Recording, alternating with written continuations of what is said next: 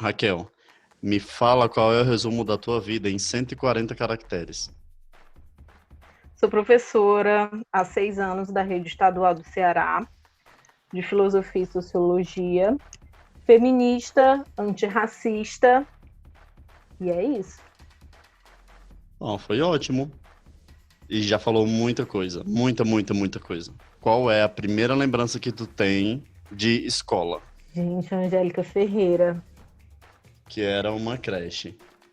que era uma creche que praticamente toda a família era envolvida nessa creche. Então, tipo, a minha primeira professora foi minha tia, e que era escola de bairro, e que eram. A escola parecia uma família.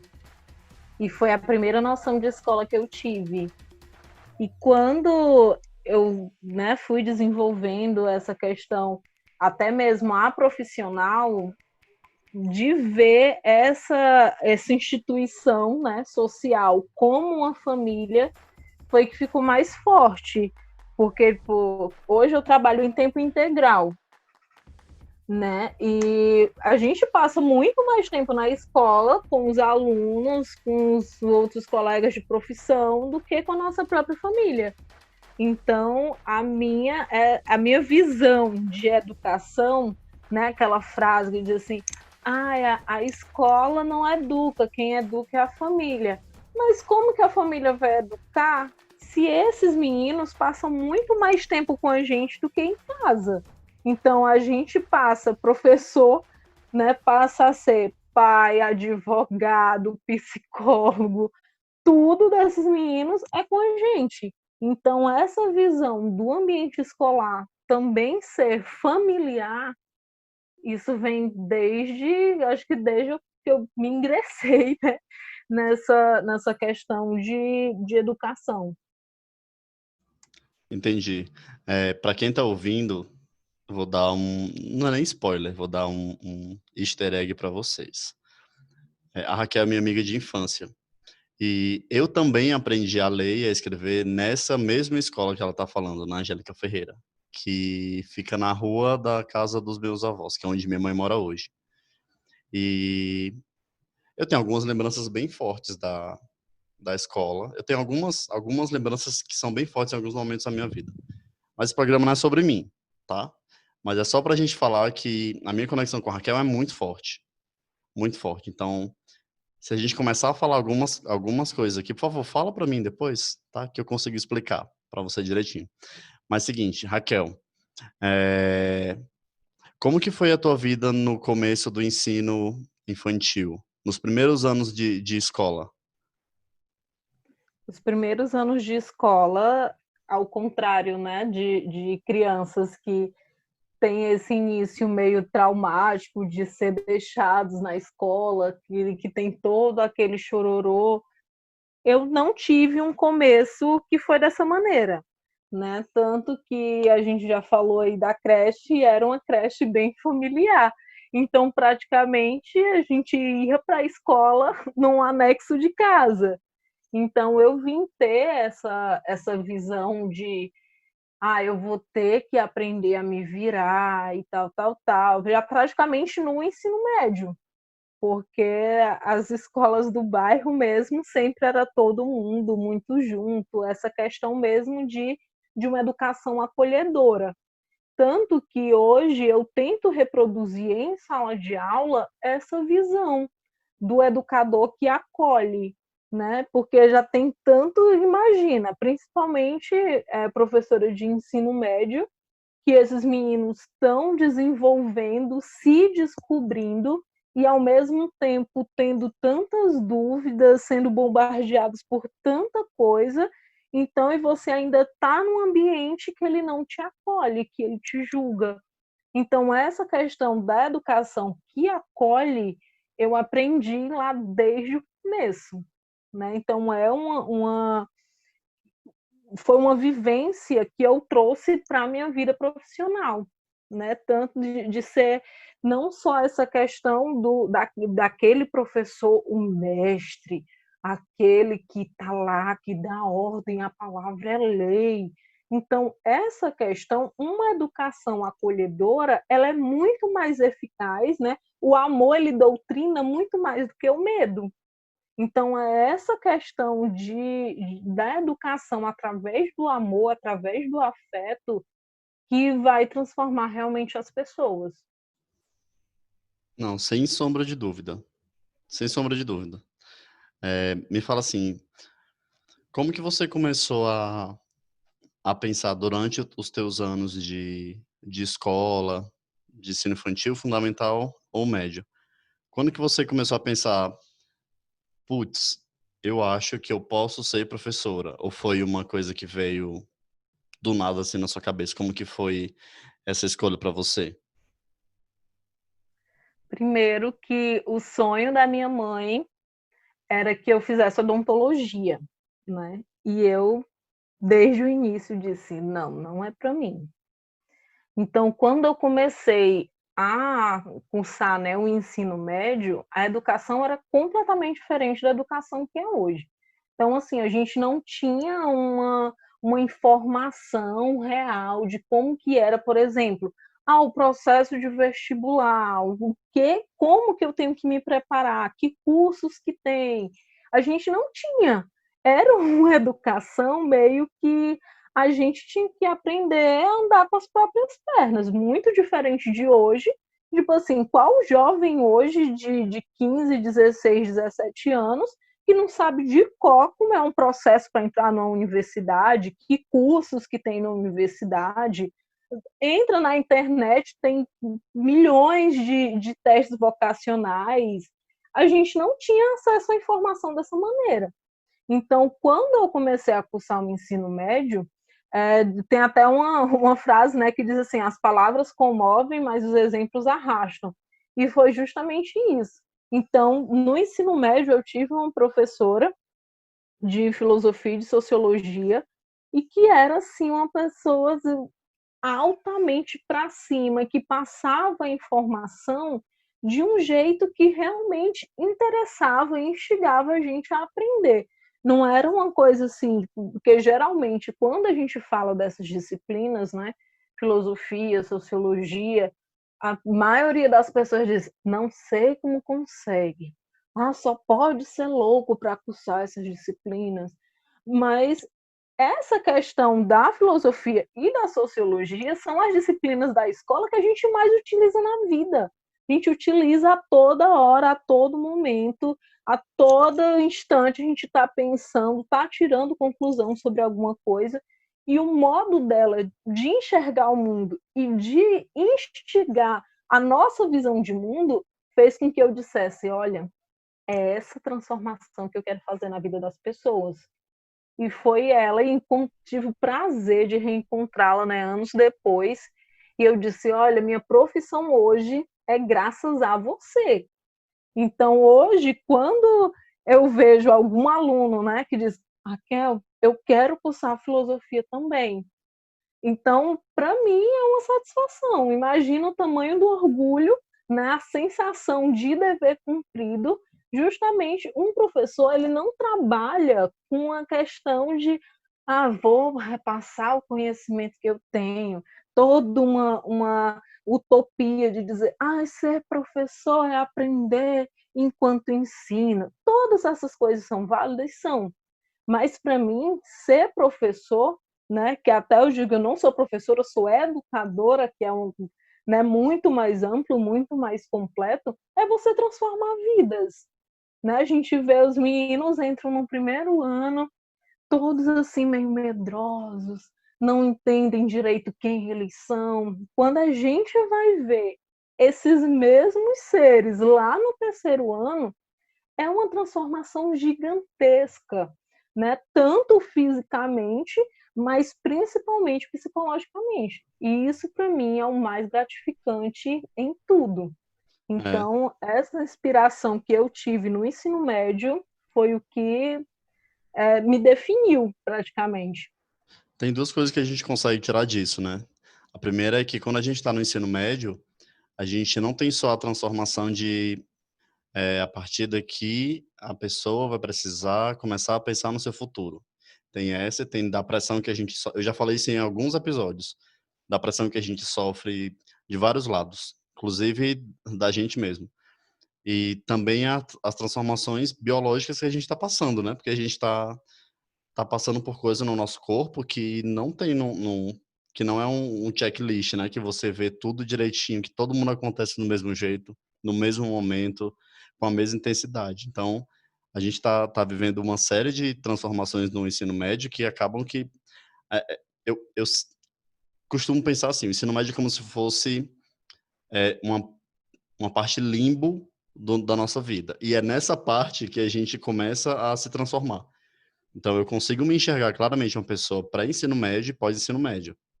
Não é a única transformação que tem na vida, né? Mas é uma transformação bem importante, porque a partir daí a gente começa a direcionar mais ou menos a nossa carreira, né? Claro que É isso não é... decisivo. Isso é decisivo. E claro que isso não é padrão, né? Porque tem gente que enxerga a sua vida como uma pessoa que não quer fazer graduação. Ok, tudo certo. A pessoa não é melhor nem pior do que ninguém, é uma decisão dela. É um direcionamento que ela deu para a vida dela e tá tudo bem, tá tudo certo. E Só olha, que enquanto educadora, isso é uma coisa que me irrita profundamente. Primeira, a gente tem que inscrever todo mundo no Enem, né? Para quem não sabe, as escolas, elas recebem tipo uma bonificação, né, do MEC quando ele obtém 100% de inscrição no Enem. você é Então, professora o de aluno, escola pública, né, Raquel? isso, escola Tá, pública no estado do Ceará. tá. Então, a escola recebe, né, uma bonificação por 100% de inscrição no Enem. Só que sempre no meio dessa galera tem gente que diz o quê? Eu não me vejo em uma universidade. Eu queria abrir meu próprio negócio. Eu queria amadurecer a ideia. Ah, o curso que eu quero só tem faculdade particular. Eu vou fazer, né, o próprio vestibular da faculdade, meu pai tem uma condição de pagar e eu não quero fazer vestibular, eu não quero fazer Enem. Então, a pressão, a obrigatoriedade de você seguir um padrão de vida que é correto, uma etapa e tal, é a mesma coisa, eu comparo isso a alunas que ficam gestantes ainda no ensino médio. Né? A primeira coisa que geralmente a gente escuta, né, até mesmo de próprios educadores, é dizer: ah, a vida dessa menina acabou. Ela tinha que fazer faculdade primeiro, casar, depois ter filhos. Não, gente, a vida não é uma receita de bolo. Cada pessoa vai achando o seu próprio caminho à medida que vai vivendo. Se tivesse algo certinho ali, a receita do sucesso, né? Todo mundo seria bem sucedido, né? Socialmente, como as pessoas têm mania de achar, né? O ter, primeiro, porque, para falar a verdade, todo o ensino educacional ele está voltado para o capital. Ah, você estuda, principalmente essas escolas profissionais, né? Profissionalizantes que tem aqui no estado, né? Então, são escolas em tempo integral, né? Para quem é de outros estados que não tem o mesmo sistema educacional, a gente tem escolas de tempo integral que o aluno ele faz o ensino médio e um curso técnico, né, ao mesmo tempo. Então, ele, em um dia, né, passa de 7, 10 da manhã até 5 horas da tarde na escola. Então, durante o dia, tanto ele tem aulas da base comum, tipo português, matemática, filosofia, biologia, e também tem disciplinas do técnico. Então, cada escola, os cursos técnicos, eles são definidos a partir da mão de obra que necessita para aquele local. Então, assim, sempre a gente está voltado para aquilo que a gente vai trabalhar. A gente quer entrar na universidade para quê? Para definir com que você vai trabalhar. Trabalhar para quê? Para produzir dinheiro, para comprar. Então, toda essa questão do bem-sucedido, né, voltado para empregos, para um sonho de vida, é tudo voltado para o capital. Então, tanto que tem uma frase que eu sempre repito nos terceiros anos, né? Escolha trabalhar com o que você ama e você não vai trabalhar nenhum dia. Então, porque o trabalho vem de quê? De esforço, né?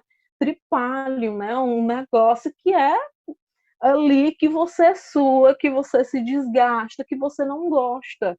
Então, quando você, né, tem um ofício que você ama, você não está trabalhando, né? Então, se todo mundo tivesse, né, uma visão voltada para o seu bem-estar, com certeza as pessoas seriam mais felizes, né? E trabalhar com o que a gente não gosta é a pior coisa que existe. Sim, assim, como foi que você teve o primeiro insight de tipo, vou fazer o teu curso? Eu não vou falar qual é o teu curso, tá? Você que vai falar. Quando foi que deu esse clique na tua cabeça?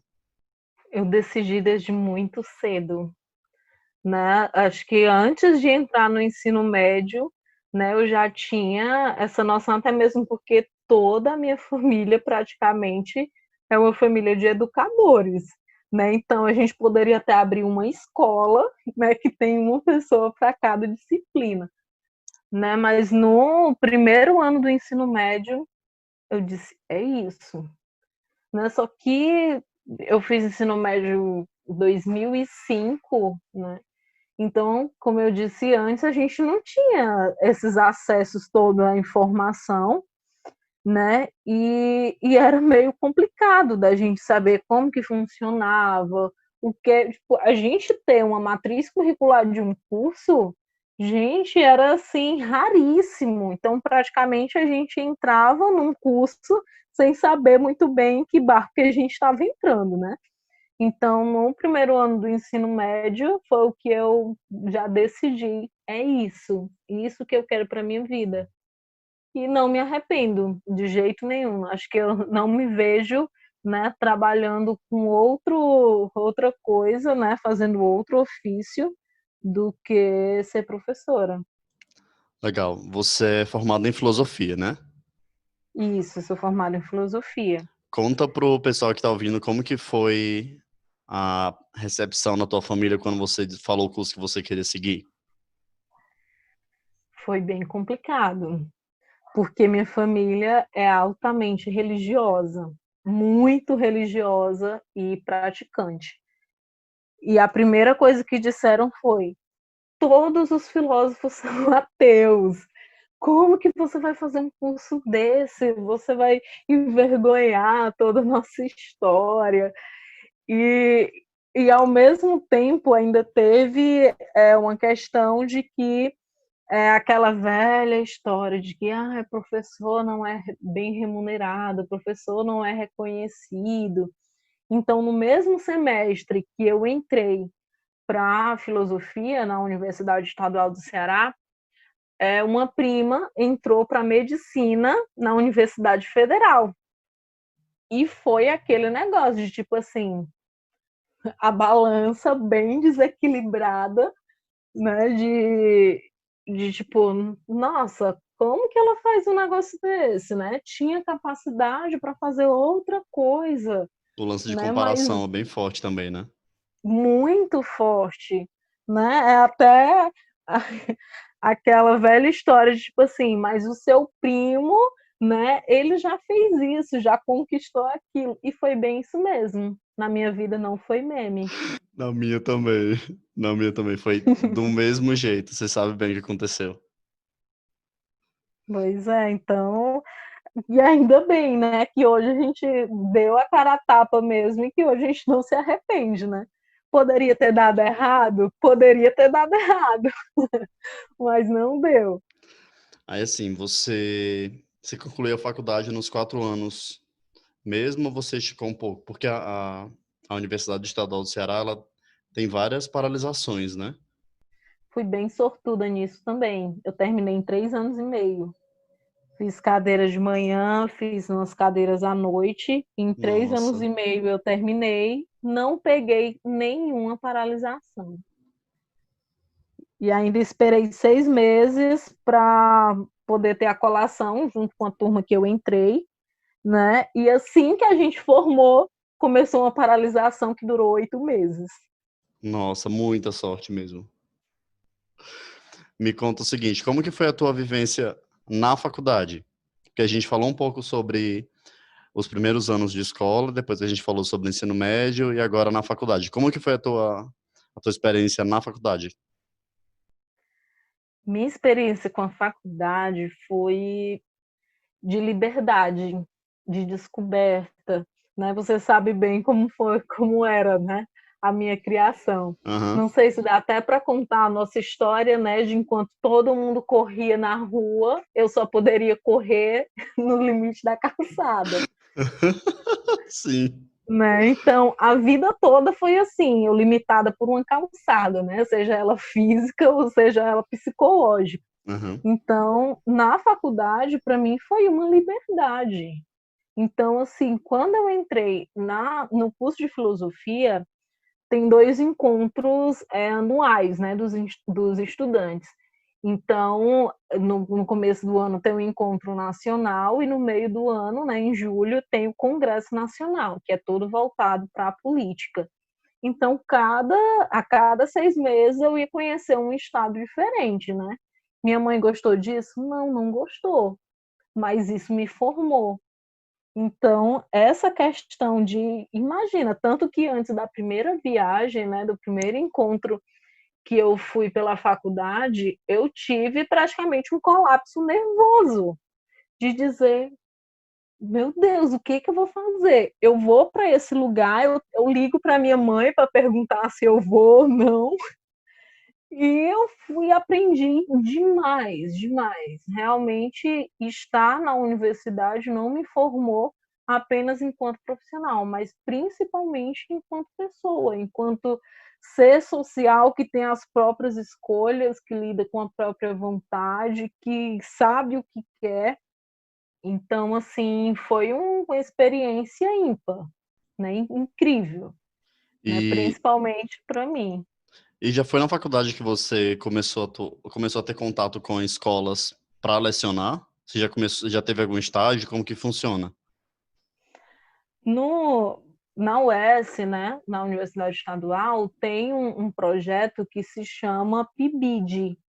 Né? O PIBID é um programa de iniciação à docência, né, que eles dão uma bolsa e né, os universitários eles vão para as escolas para meio que estagiar. Só que na minha área, geralmente as pessoas acham que qualquer pessoa pode lecionar essa disciplina. Então, tinha muito empecilho de geralmente um grupo que era em grupos, né, que eram enviados para escolas específicas. Então, às vezes, quando esse grupo chegava nas escolas, tinha um professor de matemática para dar filosofia, tinha, sei lá, professor de área completamente diferente. Não era gente formada na área, entendeu? Principalmente a gente tem essa questão da diferenciação entre professor efetivo e professor temporário. Então, os efetivos, que são os concursados, queriam completar horas. Então, era a disciplina dada de qualquer jeito. Então, quando os estagiários chegavam, né, os bolsistas, praticamente eram quem assumiam as disciplinas, não acompanhavam o professor. Eles faziam o papel do professor. Ah, entendi. E você conseguiu, assim, esse projeto ele funciona por semestre, por ano? Como que funciona isso? Ele geralmente é por semestre, né? Mas quem consegue, né, a bolsa, a minha era de iniciação científica, né? A minha era a bolsa CNPq, né? A minha função era produzir artigos, né, em todo e qualquer encontro que tinha de iniciação científica, simpósios, colóquios, a minha bolsa era essa. Mas geralmente quem conseguia a bolsa é semestral, mas aí o professor orientador ele poderia renovar essa bolsa por mais 6 meses. Então, geralmente quem consegue uma bolsa vai até o final do curso com ela. Ah, ok, tá. E você já foi direto para uma escola? Tipo assim, já é essa escola que você trabalha hoje? Ou você mudou de escola? Não, foi bem engraçado assim, porque eu tinha toda uma utopia, né? Tanto que eu acho errado hoje, né, nessa formação de licenciatura, que eu acho que os estágios de docência, eles deveriam ser tipo, a partir do terceiro semestre do curso. Então, eles colocam os estágios praticamente nos 3 últimos semestres. E, assim, quando eu fui fazer os estágios são cadeiras obrigatórias, né, para quem faz licenciatura. Então, eu fui para uma escola de bairro que era assim, meu Deus, parecia, eu não sei nem como que eu descrevo, porque quando a gente chegou na sala, era assim, muito tenso, muito, muito, muito, muito, muito tenso. Então você via praticamente um ambiente em que os professores tinham medo dos alunos, era uma escola bem periférica mesmo, assim, que era de botar terror em qualquer pessoa. Tipo, uma sala minúscula, um ventilador de teto que não ventilava absolutamente nada, uns 60 alunos dentro dessa sala. Imagina, eu não consegui nem chegar em casa para chorar. Eu já fui chorando da escola mesmo. E eu cheguei em casa já dizendo, minha mãe achou que eu tinha sido assaltada, alguma coisa do tipo, pelo desespero que eu cheguei em casa. E ela, que foi que aconteceu? Eu disse, perdi. Perdi todos esses anos, né, de estudo, me dedicando, eu não vou para a sala de aula. Não vou. Eu acho que eu estava tão idealizada com essa questão da educação que acolhe, que eu não estava preparada para a realidade. E, além do mais, os professores que dão, né, as cadeiras de iniciação à docência são aqueles professores assim que acho que fazem, no mínimo, uns 50 anos que não pisam numa sala de aula de ensino médio. Altamente alienados, que não têm nem a menor noção de como é uma sala de aula real hoje. Então foi muito difícil mesmo. Aí eu disse, não, vou terminar o curso porque eu já comecei. E eu não sou de desistir e eu vou até o final. Terminei. Terminei em 2013. Passei 2 anos, né, trabalhando em outras coisas, completamente avessas, né, à educação. Então, terminei em 2013, quando foi no final de 2014, mais ou menos em outubro de 2014, uma colega que era da faculdade me liga, diz, Raquel, você sabe de alguém que possa assumir uma turma de terceiro ano do ensino fundamental? Eu disse, eu vou. Aí todo mundo sabe, eu, né? Então, assim, todo mundo sabia da experiência terrível que eu tinha tido nessa escola. E que eu disse, eu não vou trabalhar com isso nem a pau, não tem perigo, não é para mim.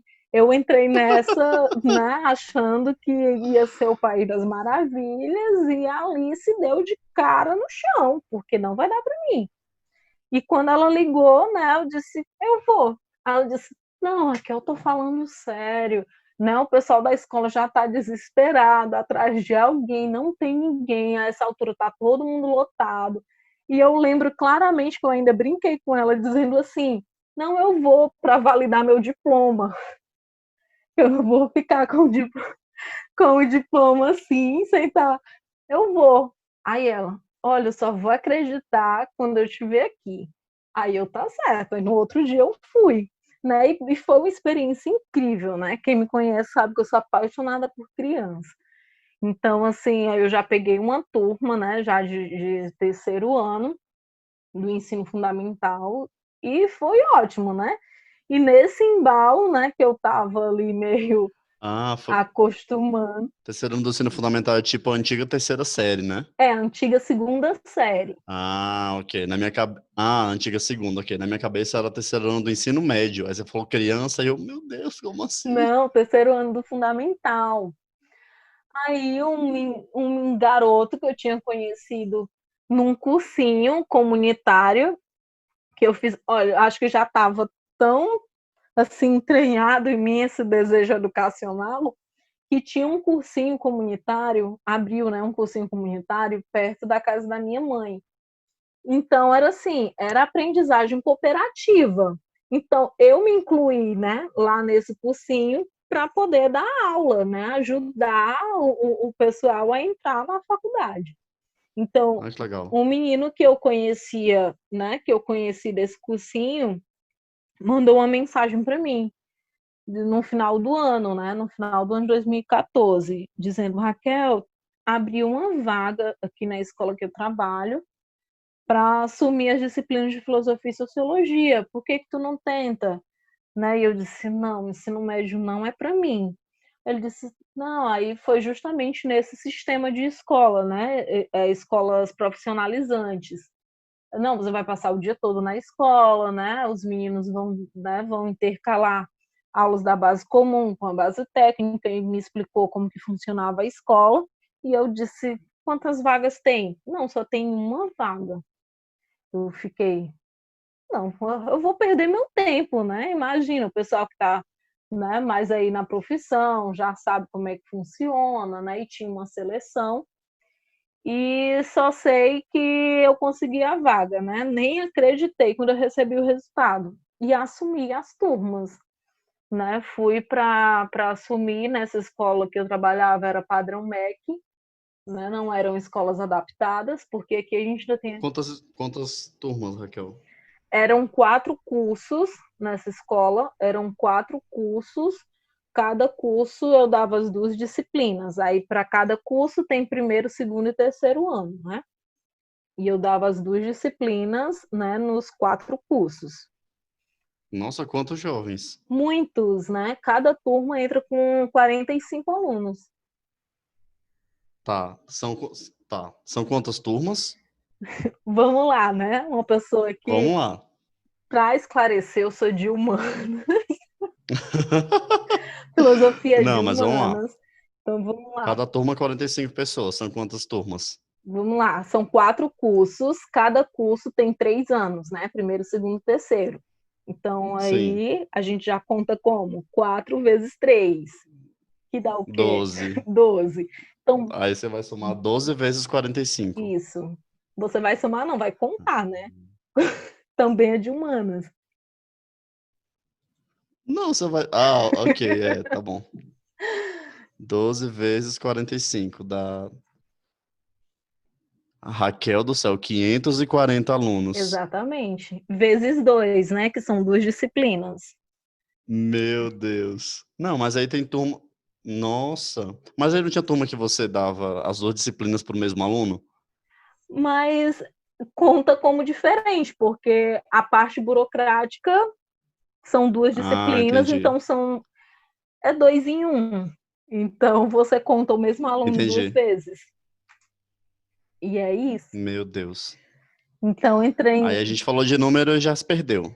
sim, então isso foi em 2015. Então, assim, quando eu comecei a ver cada conquista, cada mudança, cada descoberta e fazer parte disso tudo, então não tem dinheiro que pague.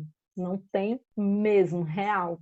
A família da Raquel é tão maravilhosa que dá pra gente fazer uma série desse podcast só sobre professores. Porque Sim. tem professora de filosofia, química, Física, física. matemática, português, geografia.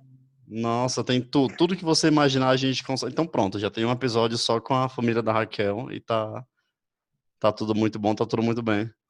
E olha, minha mãe foi professora no período do Mobral.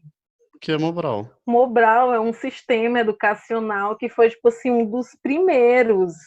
Eu não lembro agora o que a sigla significa, né? Mas era tipo assim, eles ensinavam, tipo assim, Pato. P com A, pato, T com O, pato. Ah, agora eu entendi a Tipo, expressão bem... Mobral. Isso. Mobral era, Ah, tipo assim, para um sistema muito fraquinho, que geralmente, para ter noção, né, minha mãe foi professora do Mobral e minha mãe só fez até o que hoje, né, seria o terceiro ano do ensino fundamental. Então, imagina só. Então, eles praticamente, principalmente no interior, eles pegavam, né, quem sabia ler e escrever e colocavam para ensinar as outras pessoas. E é isso. não, agora tudo faz sentido. Tudo faz sentido. Me fala o seguinte, como foi que você chegou nessa escola que você está hoje? Está trabalhando hoje? É a mesma, essa mesma escola? Não, é outra escola, mas no mesmo município, né? Eu passei um ano nessa escola que eu ingressei, e daí, Essa escola do nosso cálculo, né? isso, essa escola do nosso cálculo. Daí, quando foi em 2016, eu mudei para outra escola, porque ficava mais viável para mim na questão de transporte e tudo, ficava bem mais viável. E estou nessa escola desde 2016, desde o início de 2016, na mesma escola. Tá, então você tem muita história nessa escola. Que daria para a gente passar até a vacina do coronavírus chegar. Nossa, eu queria muito que fosse muito cedo. Não porque eu não queria ouvir suas histórias, mas porque queria muito a vacina muito rápido.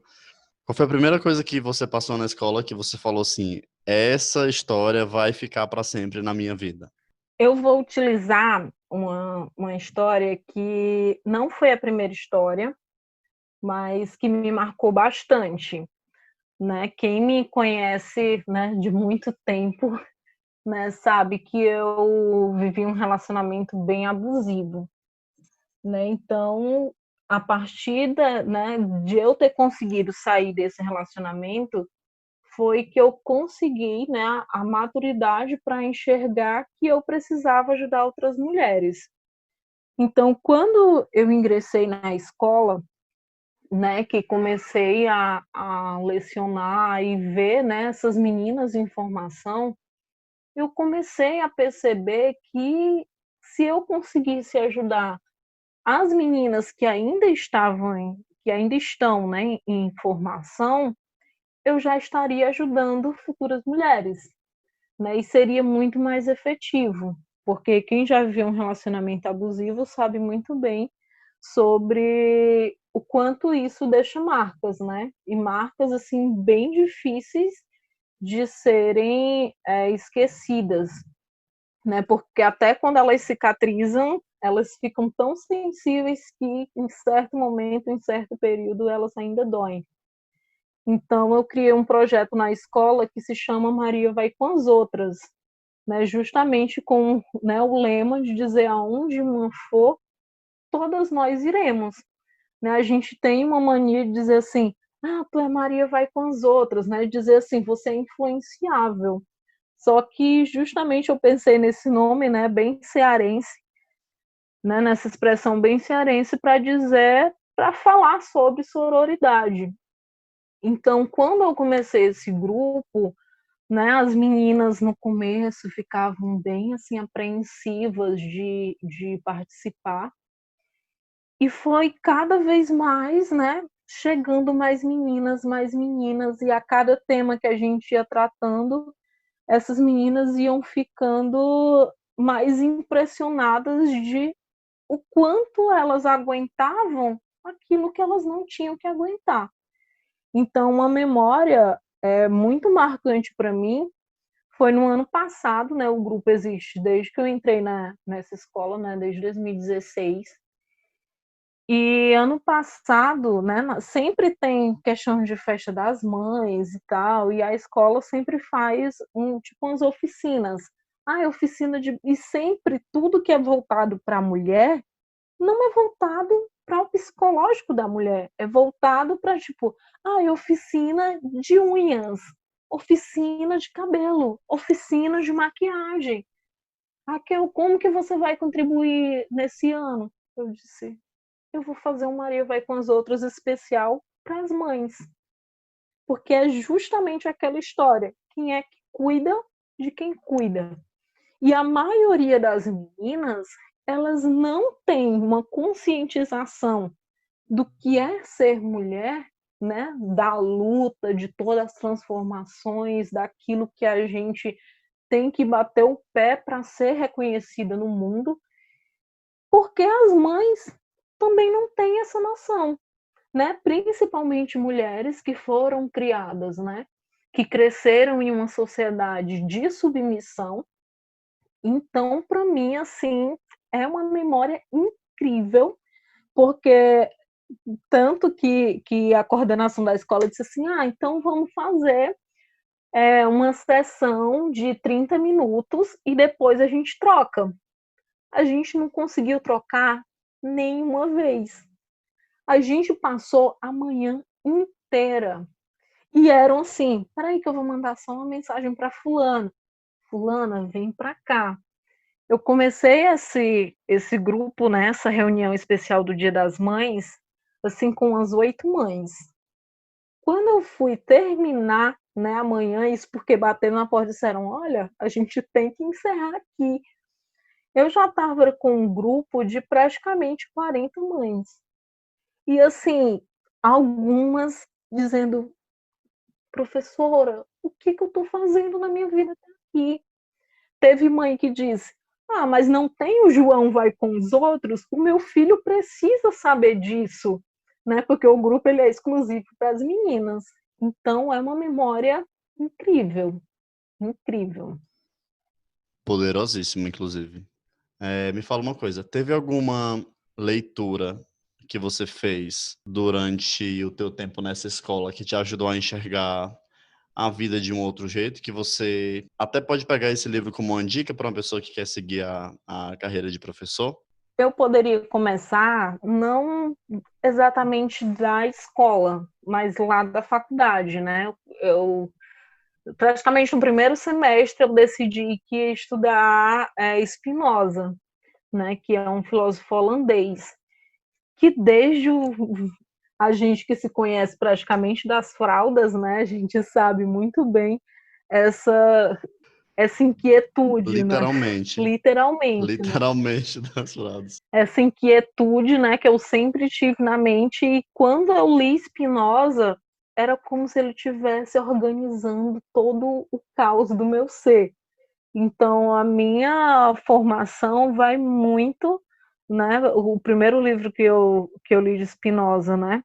Foi o Tratado Teológico Político, e que me pegou de jeito justamente por eu ter falado anteriormente, né? Da minha família ser extremamente religiosa, e ele trata muito dessa questão da religiosidade ligado com a política, ligado com a sociedade, né? E depois fui para a ética, né? Do Spinoza, e é um livro que, assim, me apaixonou de cara, né, de cara.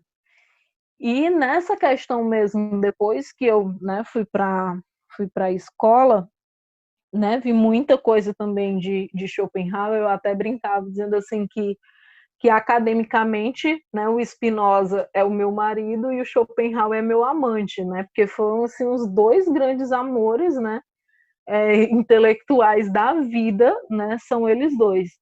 E quando eu, né, comecei, né, na escola, principalmente por essa parte, né, dos grupos para as meninas, a Chimamanda, assim, os livros são altamente fáceis, assim, de você compreender. É um tapa sutil, né, na sua cara. Então dá para a gente aprender muita coisa, né, com ela. Então, assim, o que eu passei a eu digo consumir livros, né? Porque justamente, praticamente a gente digere, né, tudo aquilo dentro da gente, né? Não no estômago, mas a gente consome para a mente. Então, para mim é uma ótima influência. Legal. Isso para mim é uma arte de lecionar, tá?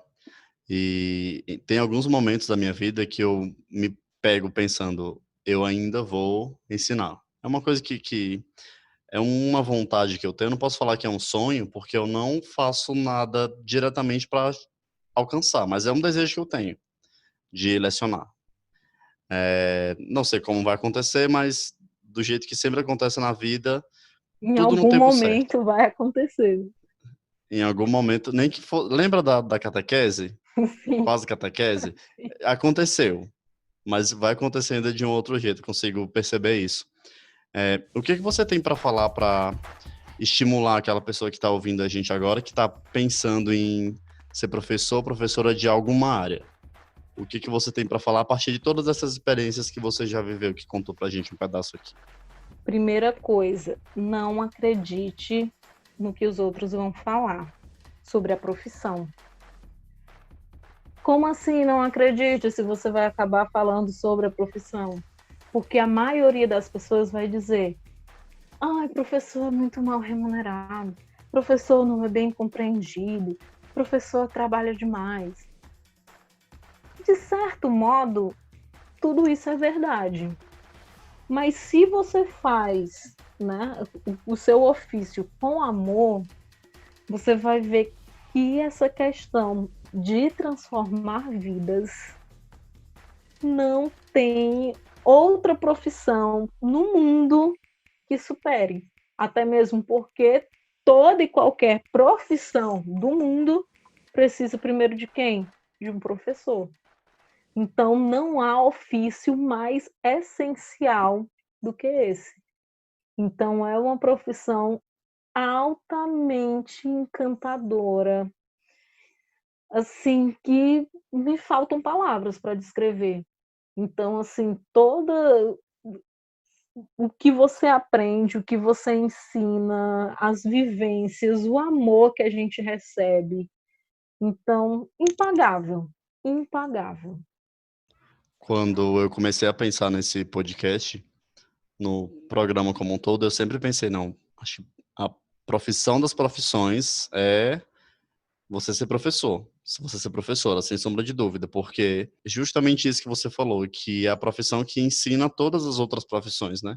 Que começa a dar um rumo na vida das pessoas, não que começa a dar um rumo, que isso é muito forte, né? Mas que ajuda a pessoa a pensar de um jeito diferente, ajuda a pessoa é um estímulo para fazer a pessoa pensar cada vez mais e tal. A gente também está criando valores nas pessoas, né? E você criar valor em uma pessoa é uma coisa que vai para a vida toda. Um professor, acho que ele tem, assim, um poder de salvar e de condenar, né? Não por uma questão de julgar, mas por uma questão de você fazer com que o outro se enxergue de determinada maneira. Então, assim, quando você tem um professor, né, que ele te incentiva, que ele te faz ver o melhor que você pode ser, você se transforma, né, em uma pessoa.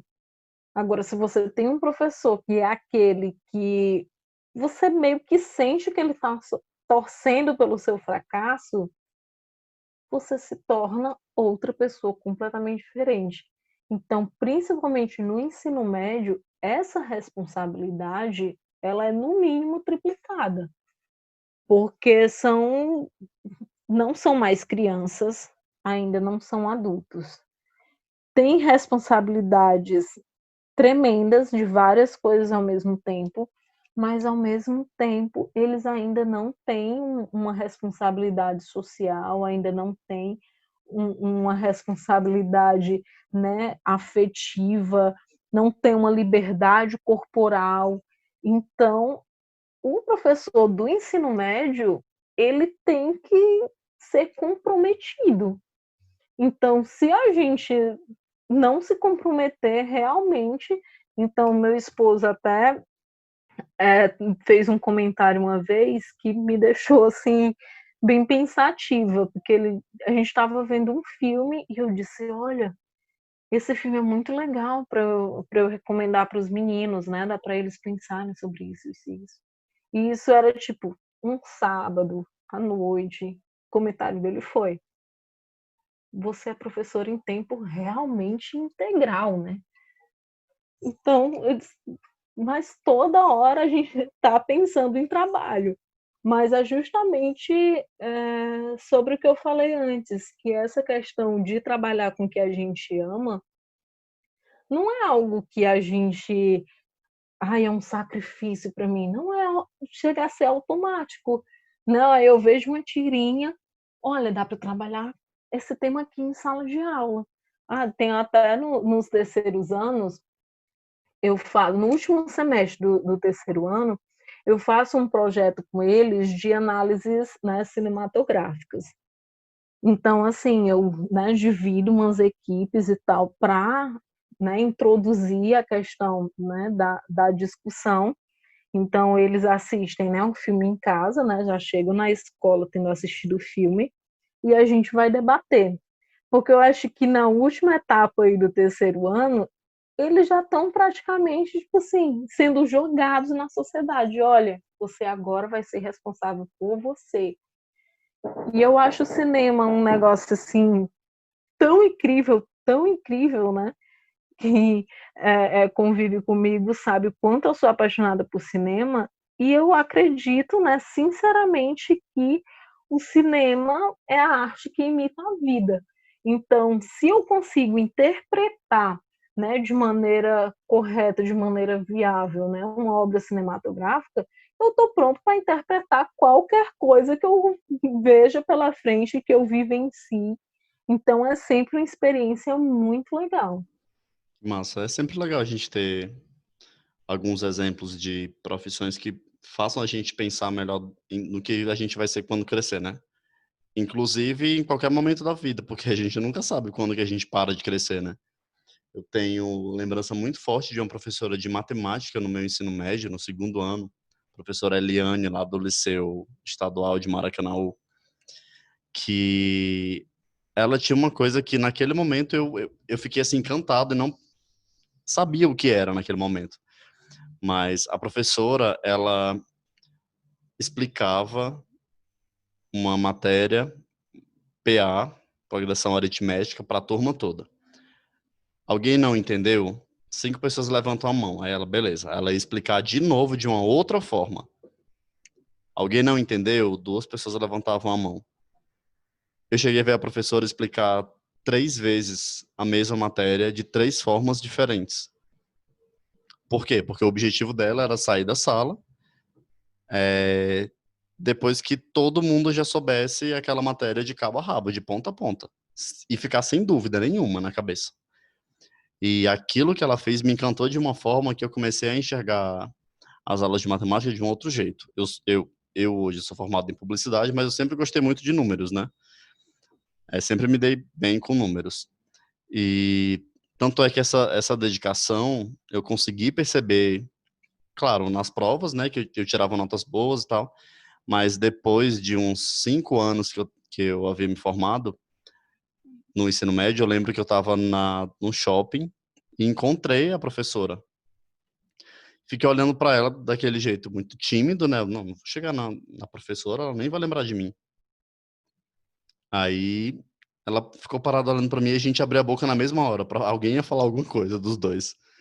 Eu falei, seu nome é Eliane, né?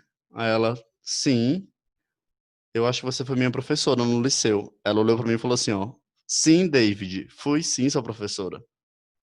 Eu falei, meu Deus, eu não acredito que a professora, além de ser espetacular, na sala de aula, como é que ela consegue lembrar meu nome? E eu falei, como é que você consegue lembrar meu nome? Depois de 5 anos, sei lá, quantos mil alunos ela deve ter ajudado, né, depois daquela minha formação e tal. Ela fala, não, porque tem algumas pessoas que ficam marcadas na nossa cabeça. Não tô querendo dizer que eu sou uma pessoa maravilhosa, sempre fui um aluno exemplar e tal, mas é a questão de valorizar o que a outra pessoa tá fazendo, porque você ficar na frente de uma turma de 45 pessoas ensinando uma coisa nova, sendo que aquelas pessoas queriam estar em qualquer outro lugar. Algumas pessoas, né? Ah, eu não quero estar estudando, eu quero assistir televisão, quero ficar em casa, quero ficar brincando, quero ficar conversando com as minhas amigas e tal. E o papel do professor é super importante disso, de precisar chamar a atenção da pessoa, de precisar não nem chamar a atenção, é captar a atenção da pessoa para tudo aquilo que ele está falando, né? Então é uma profissão que, para mim, ela merece todos os altares que existem na face da Terra, todos os aplausos que existem na face da Terra. O que é bem complicado às vezes é que o professor ele não é visto como um ser humano.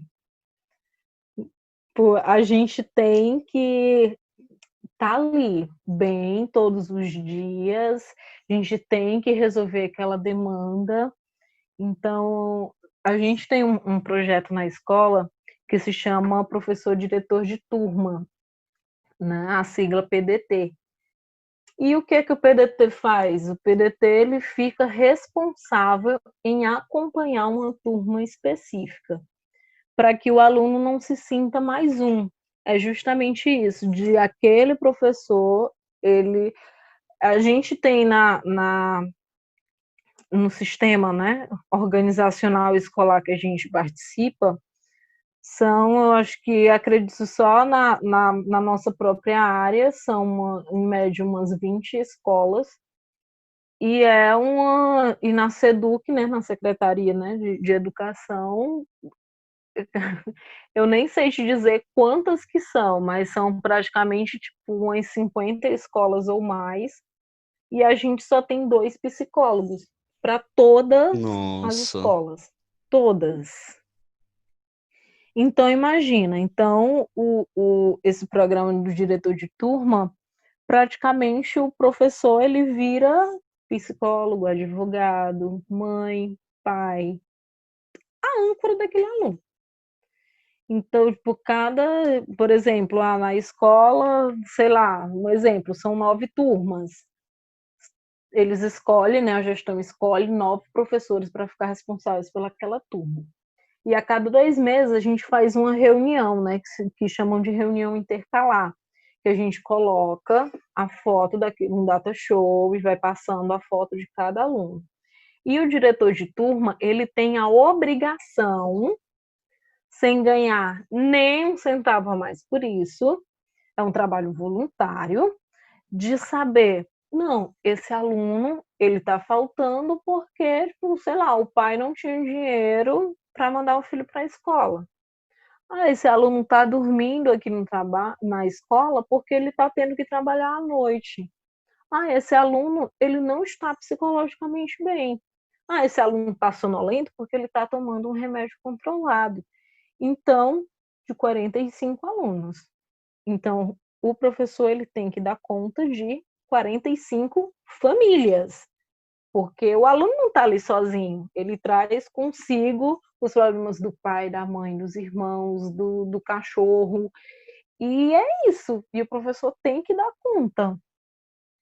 Então, o professor ele tem um desgaste emocional muito grande. Então a gente não tem, principalmente, né, trazendo para a realidade que a gente está vivendo hoje, nessa pandemia a gente teve que continuar com a questão fazendo o ensino remoto, né? Só que, assim, passou muito tempo, né, muito tempo, e a gente só tinha que mapear como que os alunos estavam.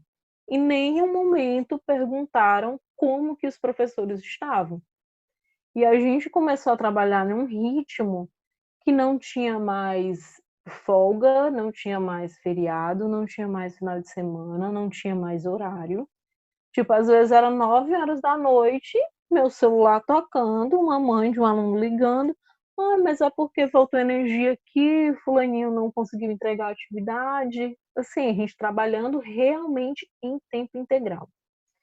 Então, até que há uns 20, 25 dias atrás, um professor da escola faleceu de Covid. E, assim, ficou insustentável para nós, né? Então, aí foi que teve aquele, né, estalo de dizer: gente, como que os nossos professores estão? Mas por que que teve isso? Porque queriam que a gente fizesse uma reunião, né, com os alunos para fazer um acolhimento emocional. Ah, o seu professor faleceu e a gente vai ter que lidar com isso. Mas a minha pergunta foi: como que a gente vai apoiar sem a gente estar em condições de apoiar ninguém agora? Então foi a partir disso que começaram, né, a pensar sobre essa questão, né, do psicológico dos professores. E é algo que não é muito falado. Então, se você quiser fazer tipo, uma pesquisa breve, você vai ver que a maioria dos professores hoje que estão de licença saúde são por problemas emocionais. O professor praticamente ele vira um esponja Uhum, de problemas, né? Então, assim, ninguém cuida, só é para cuidar. Então, essa questão emocional dos professores é um problema que a gente tem que tratar nesse país urgente, urgente. entendi. Me tira uma dúvida. Quando você coloca isso numa balança, você tem mais motivos para ficar mais feliz com a tua profissão ou você tem mais motivos para ficar insatisfeita com a tua profissão? Quando você olha todo o cenário, tá? Não só isso dos professores, mas quando você vê que um aluno ficou feliz porque tirou uma nota legal numa prova, quando você vê que uma mãe liga para você e fala que o aluno está melhorando em casa, com todo o cenário. Eu tenho mais motivos para continuar do que para desistir, muito mais. Assim, são coisas que existem problemas, claro, existem, né? Existem desgastes, com certeza, mas quando a gente coloca tudo numa balança, não tem outra profissão que tenha esse, não sei nem explicar direito, né, de tão forte que é essa questão, essa ligação que você cria, né, com aquele ser, com aquela família. Então, é extremamente gratificante. Então eu tenho muito mais motivos para continuar do que para desistir, né. Tanto que eu comecei, né, a cursar psicologia, mas para uma questão da psicologia educacional, justamente, né, esses fardos que professores e alunos eles carregam, eu acho que necessitam de profissionais que olhem para dentro das escolas, né, as nossas escolas elas pedem socorro, né, então a minha meta agora justamente é continuar dentro das escolas, mas atuando nessa parte da psicologia educacional, porque eu vejo que a minha missão é justamente esse transformar vidas, né? O meu intuito, a minha meta de vida é justamente esse transformar. E hoje eu vejo que há uma necessidade de atuação, né, justamente nessa área, só que dentro da escola. Eu não pretendo sair de dentro das escolas. Legal. É quase uma transformação de vidas de quem ajuda a transformar vidas. Isso, exatamente isso. Então, assim, você sabe que você pode contar comigo à distância ou quando eu for visitar, não sei. Mas no que eu puder ajudar, você sabe que você pode contar comigo, porque é uma coisa que me aproxima muito de de um ser que eu desconheço, mas que eu sinto. Quando eu começo a pensar que eu tô me aproximando da dessa parte de lecionar, sabe? Sempre é uma coisa que ajuda a aquecer meu coração.